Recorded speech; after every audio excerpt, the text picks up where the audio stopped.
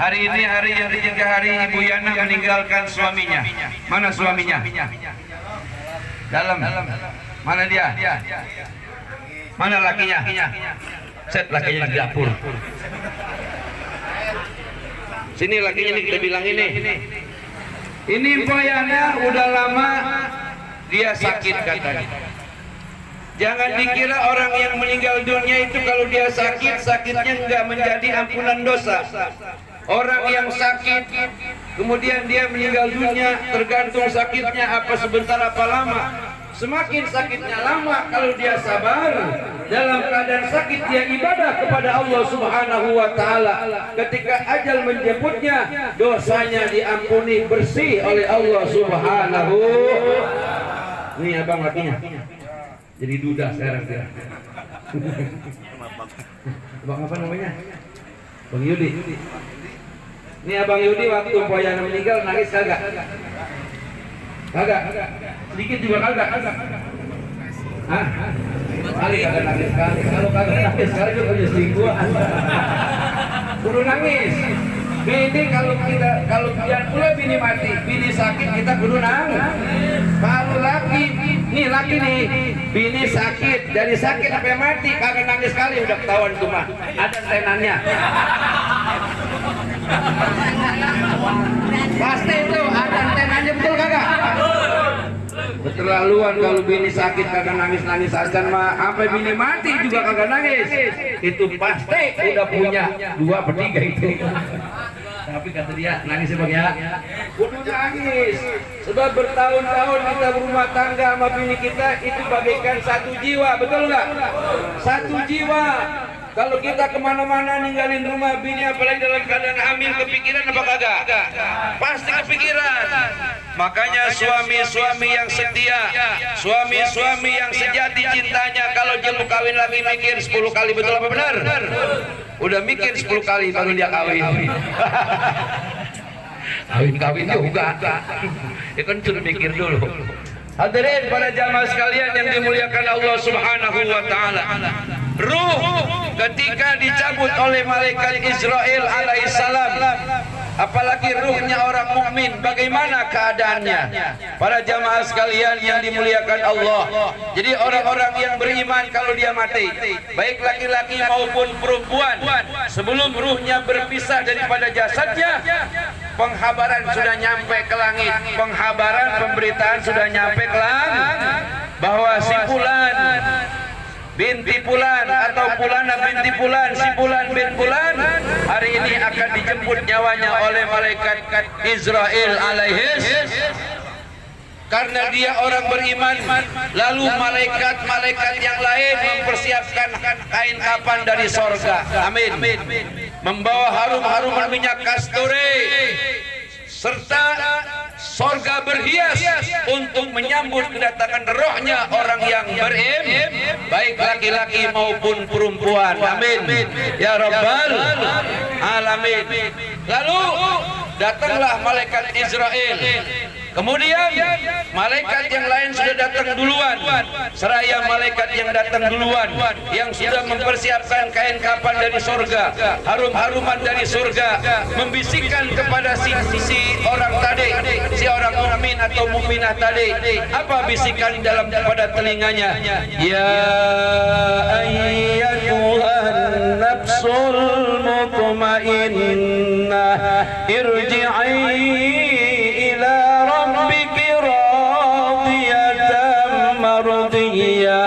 fadkhuli fi ibadi wadkhuli jannati.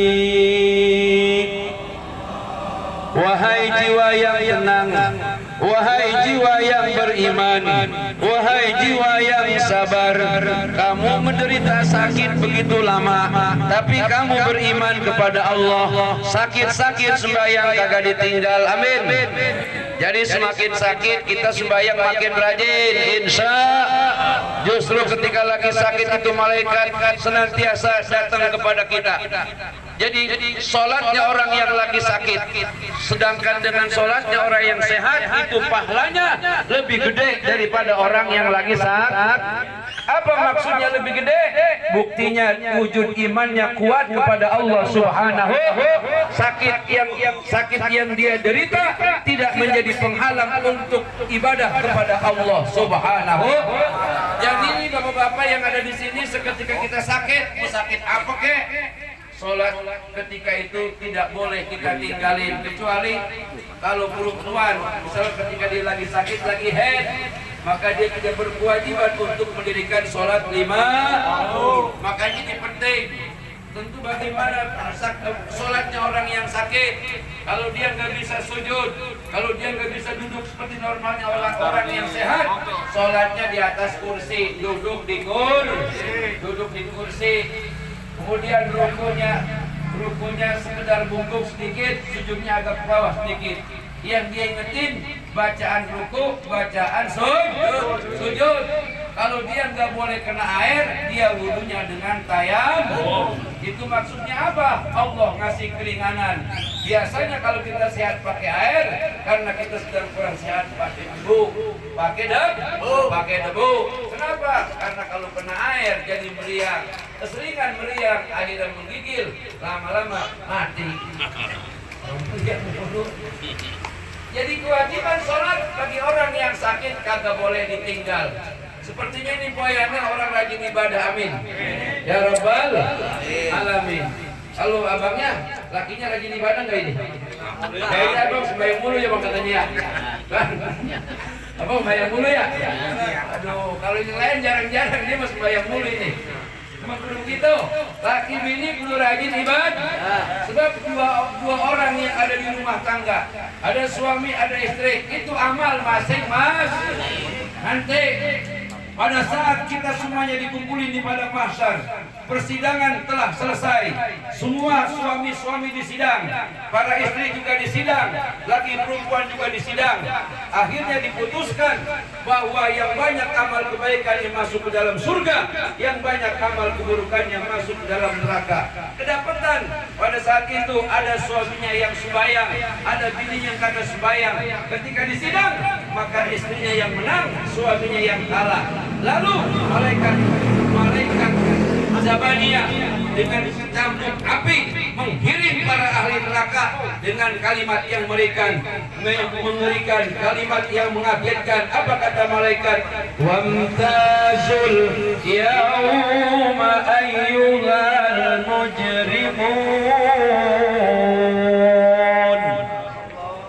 Nih, apabila misalnya istrinya soleha, suaminya kagak soleha, itu dipisahin. Jangan kamu ikut depan istri kamu. Emang kenapa malaikat? Dia kan bini saya. Kamu dulu di dunia nggak pernah ibadah, bahkan kamu menghalang-halangi istrimu untuk ibadah. Sekarang saatnya dipisahkan antara yang jahat dengan yang baik, yang iman maupun yang kafir kepada Allah Subhanahu.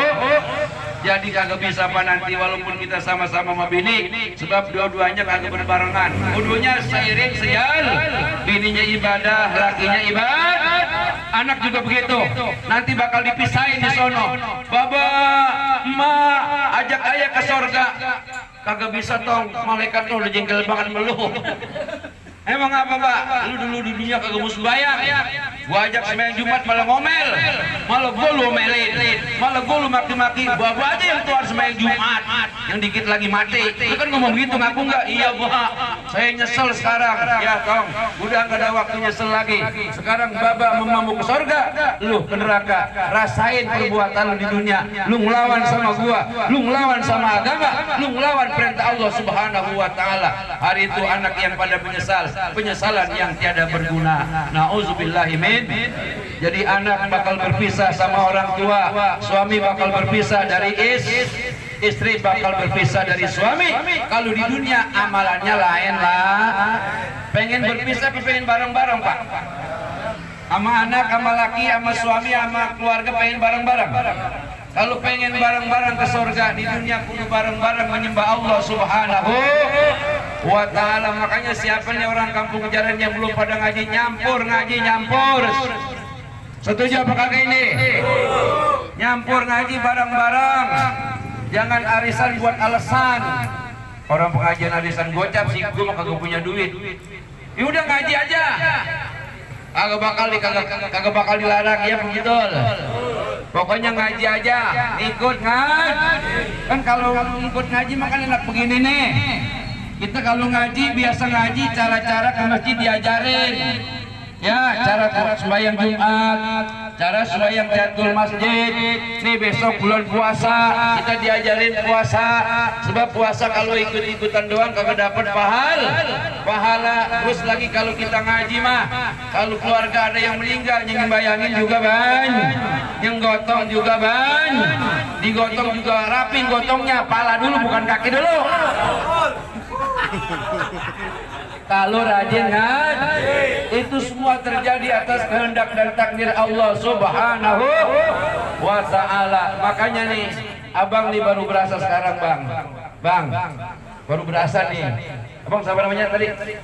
Bang Yudi, kata dia begini, kalau sudah tiada baru terasa bahwa kehadirannya sungguh berharga, sungguh berat aku rasa kehilangan yana, sungguh berat aku rasa kehilangan dia, kalau sudah tiada baru terasa. Tadinya jadi suami, sekarang pangkatnya duda, bang, duda. Tapi jangan ngomongin kawin dulu sekarang, bang. Nanti aja. Kapan itu duda boleh jangan kawin lagi? Kalau bisa mah jangan nyata anak kuburan masih basah udah kawin, jangan. Itu kata anak bapak mau keliwatan. Emak masih sedih loba di kuburan pas udah kawin lagi. Ntar dapat setahun, ya bang ya. Bang kalau mau kawin lagi ntar dapat setahun. Jangan 40 hari, jangan.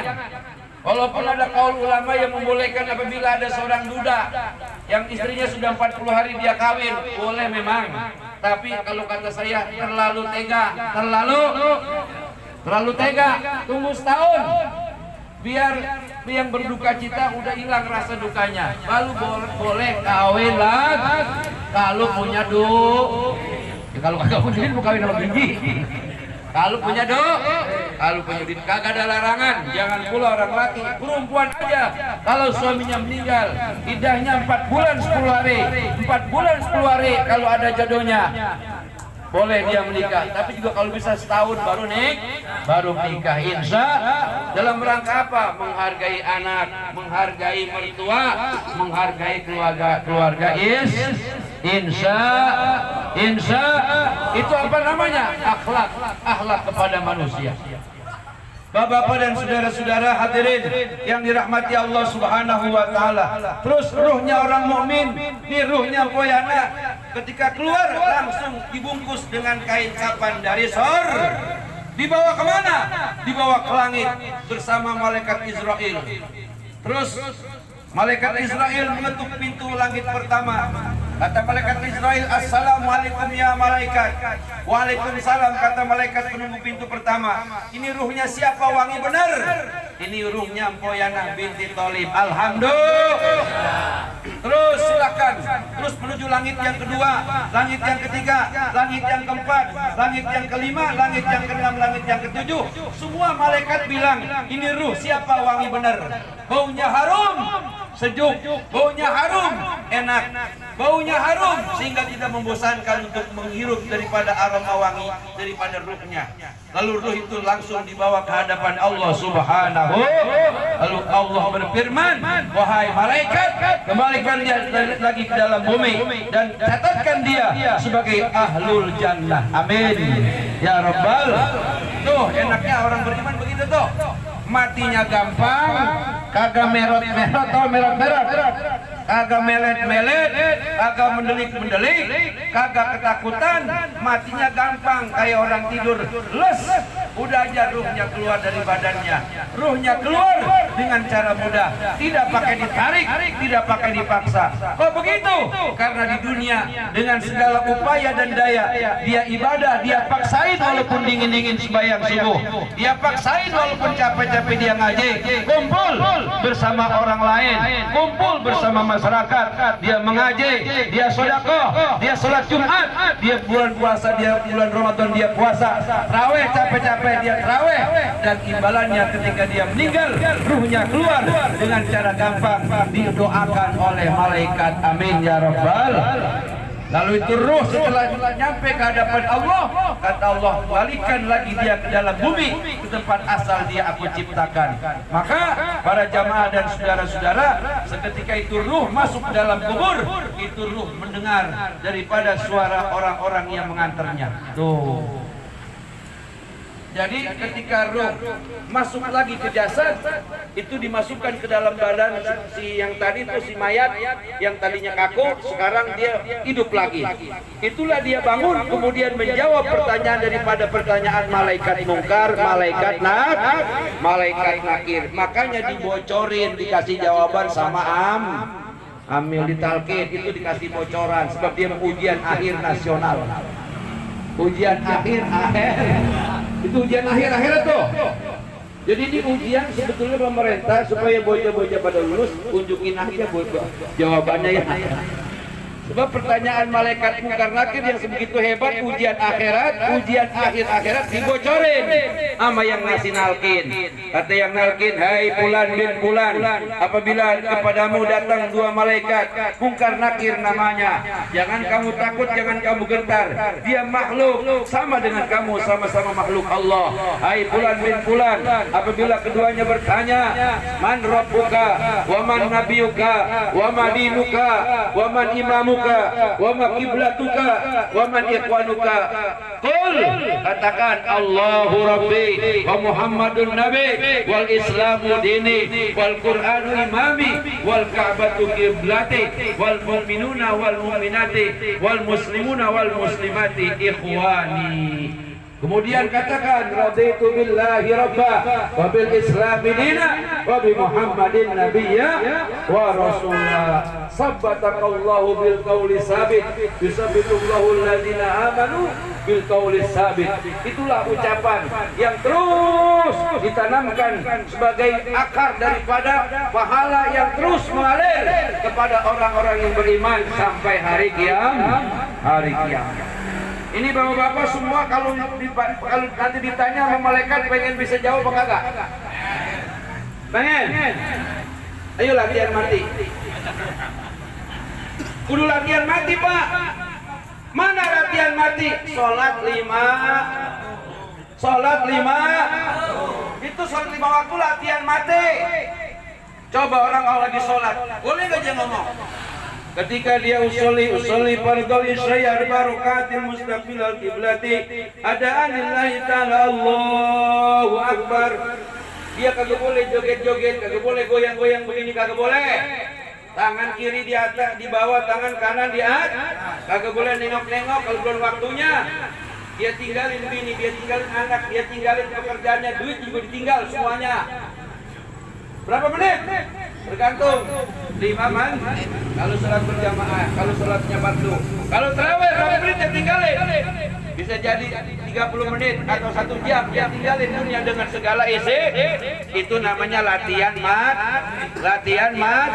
Makanya orang kalau sudah latihan mati, pada saat dia mati beneran ditanya oleh malaikat mungkar nakir, dia pasti bisa nyaut, bisa jawab. Ada yang kagak bisa jawab. Siapa mereka? Yang waktu di dunia kagak pernah latihan mati, tahu-tahu mati bener. Siapa dia? Yang ketika di dunia sembahyang cuma setahun sekali, dia lupa jawab. Orang setahun sekali sembahyangnya, ditanya lupa jauh. Kalau yang sembahyangnya Johor, Asar, Maghrib, Isya, Subuh, seumur hidup, walaupun sakit dia terus dia sembahyang. Saya pasti Saya katakan pasti itu bakal bisa menjauh. Sebab tiap waktu dia asah terus. Jawaban demi jawaban sudah disiapin. Sehingga begitu hebatnya pertanyaan malaikat Munkar Nakir, dia dapat menjawab dengan mudah. Karena setiap waktu dia sudah latihan mati, yaitu sholat 5. Sholat 5. Jadi para jamaah dan saudara-saudara, jawabannya kalau pengen nanti di alam kubur kita bisa menyelesaikan jawaban malaikat Munkar Nakir di dunia, kudu sering-sering latihan mati. Insya Allah. Apa itu latihan mati? Apa tadi? Sholat 5. Apalagi sholat sholat tarawih, sholat Idul Fitri, Idul Adha, dan sholat sunnah yang lainnya. Itulah sebagai kunci jawaban untuk dapat menjawab daripada pertanyaan malaikat Munkar, malaikat Nakir. Kalau kita bisa menjawabnya, alamat kita menjadi ahlu surga. Amin.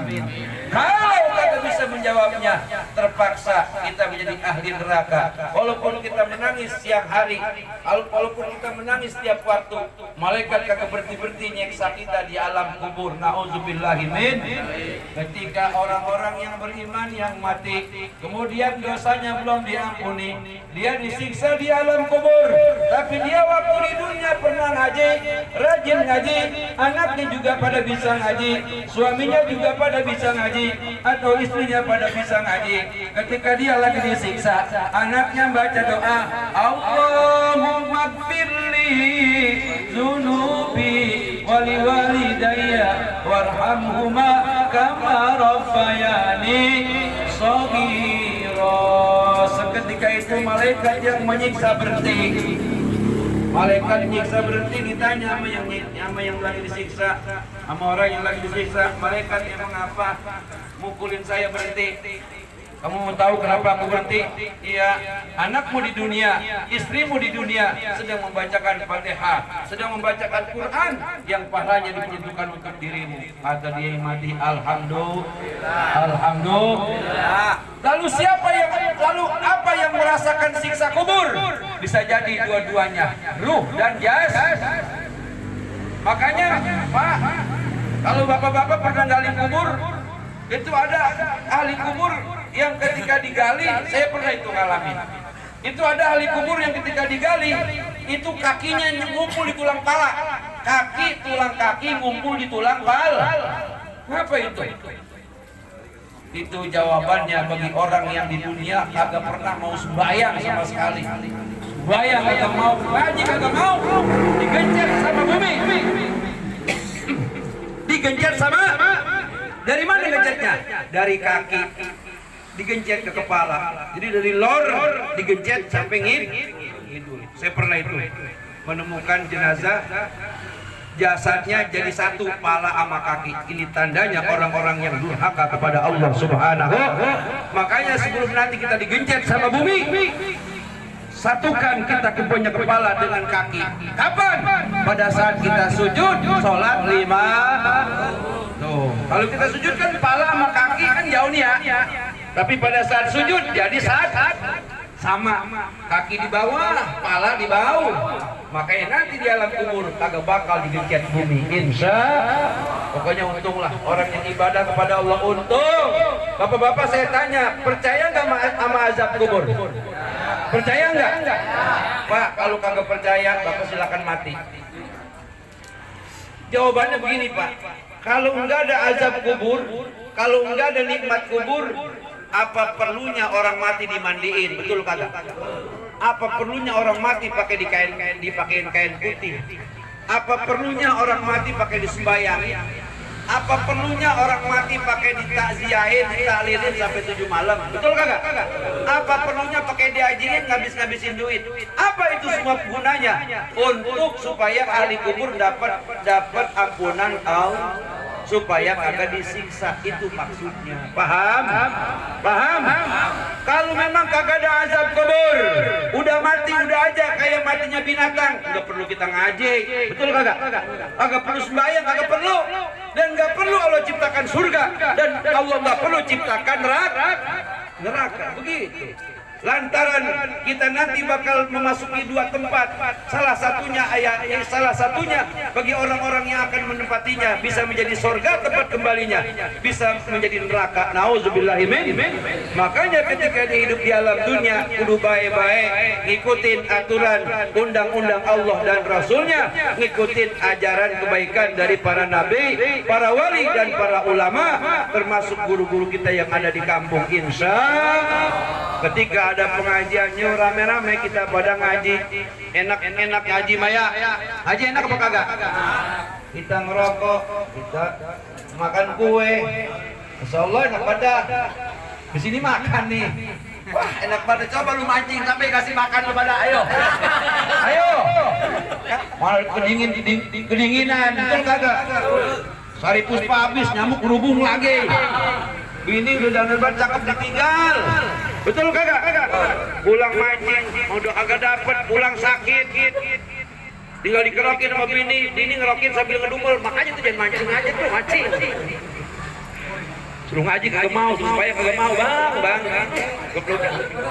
Bini ngerikin sambil ngomel.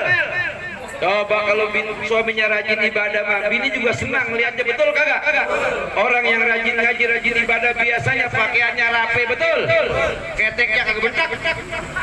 Keteknya wah, sebab pakai minyak. Tapi orang yang gila mancing, apalagi gila judi, baunya bau bentak. Masa mau mancing pakai parfum? Emang ikannya janda? Betul kagak? Pasti kalau mau mancing bawanya sari bos. Tuh. Nih, musim corona begini, katanya supaya nggak stres, nggak takut sama corona, bawa mancing. Boleh sih nggak jadi masalah, tapi ketika ada panggilan as-salatu khairum minan naum, pulang. Sembahyang, bayang subuh, apa nyautnya? Tanggung. Kata corona, gue ikutin ke rumah lu. Kata corona, gue ikutin lu. Lu lebih takut sama gua ketimbang takut sama Allah Subhanahu. Ikan yang lu pancingin malah nyumpain lu, bang. Sebab ikan juga bertasbih, berzikir kepada Allah Subhanahu. Nih jangan salah nih, kita punya rumah kita bacain Quran, itu tembok, kaca, genteng, semua ubin ikut berzikir kepada Allah Subhanahu. Makanya rumah-rumah orang yang rajin ibadah itu rumahnya biasanya adem, ayem, betul kagak? Bedain sama rumah yang lakinya kagak sembayang, bininya kagak sembayang, itu rumah kalau kita masuk bau prengus. Coba Pak, sebab orang yang kagak sembayang jorok. Orang kalau kagak sembahyang hidupnya jor, kencing kagak cebok, betul kagak? Coba bini yang sembahyang rajin mak, ntar cebok. Waduh. Coba bini yang rajin ibadah cebok, ceboknya rajin, suami ibu yang rajin ibadah. Sebab orang yang rajin ibadah tahu kalau kencing kagak cebok hukumnya dos, bisa masuk neraka itu. Kita kencing kagak cebok, cuman kita seltik doang. Kadang-kadang diboleh di tembok, karena tembok suek kencing bunyi kok. Jadi orang yang ibadah hidupnya apik, sehingga semua makhluk demen sama dia, ikut mendoakan dia. Lain dengan orang yang ingkar kepada Allah Subhanahu, senantiasa hidupnya dicaci maki, disumpahin oleh makhluk yang ada di bumi. Nauzubillah, subhanahuzubillahi min. Mpoyana binti Thalib, dia sudah menerima amal kebaikannya. Sudah. Kapan dia matinya emang? Hari apa? Senin. Itu malam Selasa dia udah ditanya oleh malaikat mungkar, malaikat nak. Terus kita kirimin supaya dia di sono banyak pembelanya. Yasin udah 3 malam nih ya. Tahlil, zikir, diajiin juga. Itu sebagai pengacara handal untuk membela keberadaan Poyana di alam kubur, supaya Poyana dikasih tempat yang baik, yang mulia di sisi Allah Subhanahu wa ta'ala. Makanya Pak, semakin kita duitnya banyak, kemudian keluarga ada yang meninggal, kalau perlu nih Bang, nih ntar nih malam ke-7 sedekain atas nama pahala buat bini saya, cepet, terus ustadznya yang memberi tahlil gope, saya yang drama sejuta. Bini, betul. Pembicaraan kalau pembicaraan ada, apalagi orang tua kita bandanya lebar, betul kagak? Bang, orang tua kita mati tinggalannya lebar. 100 meter jual tuh buat ngabisin orang tua kita. Begitu tuh anak yang soleh mah, amin. Ya Rabbal. Mang ayam mandimin kemarin, tempatin rumah.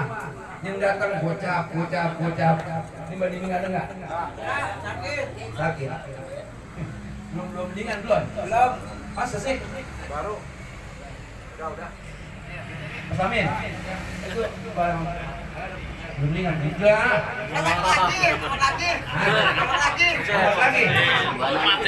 Kalau dapat obatnya, kasih lagi 5 juta. Temu. Kalau gimana kalau dikasih duit marah Pak? Marah harus. Lu nggak perlu aja kagak punya duit. Tapi kalau punya duit benar. Ini musim corona begini nih. Itu rata corona hilang. Kalau di kantong kita di kantong kanan 5 juta, kantong kiri 5, kantong atas 5 juta jadi 20. Corona lupa. Jadi berani kemana hawa-hawanya. Kan yang ketakutan sama corona mulu mah juga gak punya. Ini ngomel dulu. Mana anak terjajan lagi bijak agak. Itu yang kebayang corona lagi. Para jamaah dan saudara-saudara hadirin yang dirahmati Allah Subhanahu wa taala. Suami yang soleh senantiasa ketika istrinya meninggal dia tidak lupa mendoain. Nanti Bang dapat tujuannya jara ya. Ada anak lakinya Bang. Anak berapa sih? 3. Gede. Nanti ada. Nyampe ke makamnya. Assalamualaikum ya ahlal kubur. Istriku Yana dicuali begitu. Ngomong ya. Mudah-mudahan kau di alam kubur mendapatkan rahmat Allah. Kata dia, waalaikumsalam sayang. Kayaknya abang datang begitu tuh. Abang baca Yasin bisa? Rame-rame. Tapi jangan Yasin doang, terusin. Wal Qur'anil Hakim inna kalaminal. Terus doanya bagaimana? Udah pakai bahasa apa aja. Ya Allah ya Tuhanku, ampuni dosa istriku gitu. Kata Koyana, amin Bang gitu. Cuman apa kagak denger aja kalau Bang denger gibran. Jadi betapa bahagianya seorang istri ketika dia meninggal dan tiara suaminya. Alhamdulillah. Ada pertanyaan, Pak Ustaz, bagaimana kalau bini kita mati, kita jarang bagi kita yang muda, boleh kagak boleh? Ini jengkel enggak? Kagak bakal jeng. Apalagi bini kita yang muda ustazah. Gitu, enggak bakal jengkel. Yang jengkel mah udah kawin lagi, bininya kagak inget-inget, kagak dijarahi kuburan. Itu yang jengkel. Justru orang mati enggak ada jengkelnya. Selain dia jengkel bukan main, dia marah bukan main. Apabila enggak ada yang mendoain dia, tidak ada yang menziarahi kuburnya. Nauzubillahi min. Makanya nanti ini penutupan pengajian rame-rame kita bikin zikir akbar di makam Mbak Buyut dan terus kita ikut doain tuh semua keluarga kita. Setuju? Itu udah tradisi kita ya, udah 2 tahun kemarin ya. Itu jangan dihilangin dah. Apa tujuannya? Kan kalau jarak dewek Islam betul kagak? Kan ini mah dipimpin rame-rame gitu orang tua kita yang di alam kubur. Bangga dan bahagianya punya anak-anak yang pada ngaji di majlis ta'lim ad-darajatul akhirah. Amin. Ya Rabbal alamin. Pengen ngomong panjang karena saya masih ada acara lagi. Cukup sampai di sini yang saya sampaikan, yang saya omongin. Mudah-mudahan walaupun dikit ada manfaatnya dan hikmahnya, tidak ada kata lain selain kita hidup di dunia supaya kita nanti pada saat mati kita bisa menjawab pertanyaan malaikat munkar nakir. Oleh karena itu sering-sering kebet daripada jawaban-jawaban yang nanti bakal ditanya di alam kubur. Apa itu bekal jawaban? Sholat 5, puasa di bulan menghadiri pengajian sholat jum, beramal jariah, beramal sedekah, berbuat kebaikan kepada keluarga dan kepada masyarakat. Insya mari sama-sama kita bacakan Fatihah. Wayana binti Thalib supaya menjadi ahli surga. Suaminya Bang Yudi, suaminya Bang Yudi serta anak-anaknya Allah kasih sehat, Allah kasih panjang umur, Allah takdirkan menjadi ahli ibadah, dan semua kita yang hadir, bini-bini kita biar pada panjang umur, Pak, amin. Bini-bini kita biar pada sehat, anak-anak kita biar pada sehat walafiat, semuanya pada rajin ibadah kepada Allah Subhanahu wa taala. Ala hadhihi niyyah wa ala kulli niyatin salihah wa ila hadratin Nabi al-Fatihah. بالله من الشيطان الرجيم. بسم الله الرحمن الرحيم. الحمد لله رب العالمين الرحمن الرحيم مالك يوم الدين. إياك نعبد وإياك نستعين. اهدنا الصراط المستقيم صراط الذين أنعمت عليهم غير المغضوب عليهم ولا الضالين. الله الكافي ربنا الكافي قصدنا الكافي. الله الكافي ربنا الكافي قصدنا الكافي. وجدنا الكافي لكل الكافي كفنا الكافي.